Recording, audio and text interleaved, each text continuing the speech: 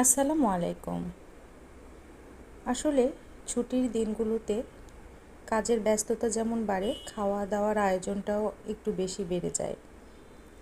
আজকে বাসার আমার বাচ্চার এবং আমার হাজবেন্ডের আবদার ছিল তারা ফ্রায়েড রাইস খাবে, কাবাব,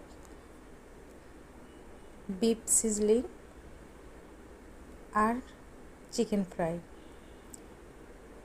তো সকাল থেকে নাস্তা টাস্তা পর্ব সেরে এগুলো করতে করতে দুপুর। তো এখন টেবিলে খাবারের আয়োজন, নামাজ পড়ে আসার পর টেবিলে খাবারের আয়োজন একদম রেডি করে রেখেছি। আসলে আমার বাসাতে তো খাবারের আবদারটা একটু বেশি হয়। আপনাদের কার কেমন হয় অবশ্যই কমেন্টসে জানাবেন।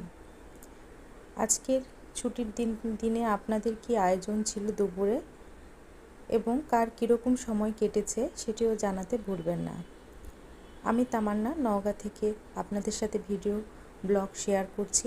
আপনারা কে কোথা থেকে দেখছেন অবশ্যই জানাবেন আমাকে।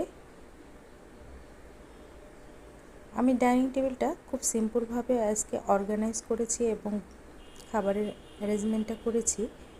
আপনাদের কতটুকু ভালো লেগেছে আমি জানি না, বাট বিফ সিজলিংটি মোটামুটি বলতে গেলে অসাধারণ হয়েছিল। আমি নেক্সট ব্লগে আপনাদের সাথে রান্নার আয়োজনটা শেয়ার করব ইনশাল্লাহ।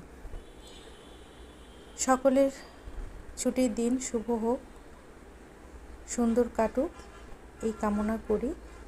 আজকে দুপুরে আমাদের খাবার দাবারের আয়োজন যতটুকুই হয়েছে আলহামদুলিল্লাহ।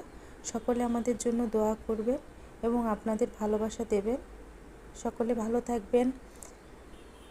আবারও আসবো নতুন কোনো ব্লগ নিয়ে। আল্লাহ হাফেজ।